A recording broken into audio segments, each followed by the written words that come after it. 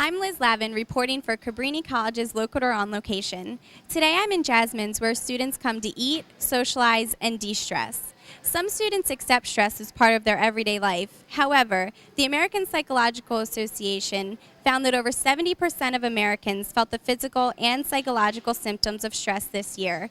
We found out how stress affects students and got some pointers from teachers on how to cope with it. With college students, as they've done studies on looking at different age groups and finding out what percentage of them say they feel stressed across the population. And the age group of 18 to 19 seems to have one of the highest self-report stress ratings. At Cabrini, 100 male and 100 female students were asked to complete a survey about stress. The survey asked whether or not and how often students became stressed. Females are stressed a large percentage of the time, whereas males are not. This coincides with other surveys conducted nationwide that show young women are more stressed than young men.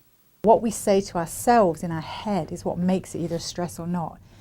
So it depends a lot on the student's way of thinking, but they are coming in with a lot of stresses to deal with. So it is a stressful time. Of course I feel pressure to do well in school. I really want good grades because it's going to help you in the long run. You know, if you work hard now, it's going to pay off. So like having to cope with the workload, exams, changing residency. My stress is caused from mainly school and just trying to make everyone happy and do everything that I can.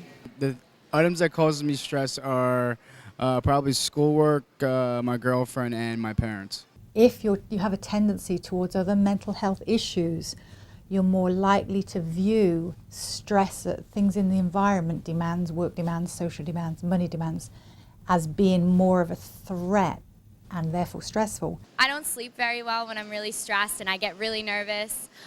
Like if I have a test the next day or something like that, I really don't sleep well. And also my eating patterns change, and sometimes I'll skip lunch if I'm really stressed to study extra for a test. Stress probably makes me very angry and emotional when I have a lot of it. I think we all have had experienced people that they're just so stressed out, then they end up getting really sick, and then it becomes this perpetuating hole that they can't get out of, because then they get sick and they get further behind, and then they get more stressed because they're further behind, and definitely has huge impacts. And emotionally, by the end of this semester, there are some students I worry about because they're so stressed and I'm afraid they're just going to break. Manage your week in terms of time and do it realistically. If you think it's going to take you 2 hours to do something, build in 3 hours. Okay, so you always give yourself extra time.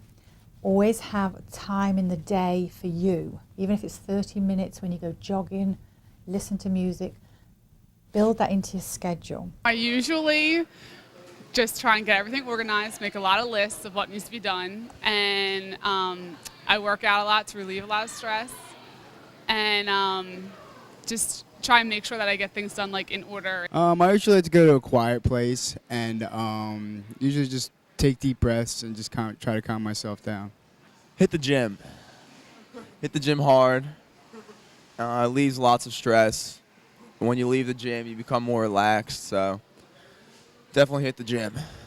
If stress is not dealt with properly, it can take a toll on a person both physically and mentally. Learning how to manage stress can have a big impact on one's health. From Jasmine's, I'm Liz Lavin for Cabrini College's Locator on Location.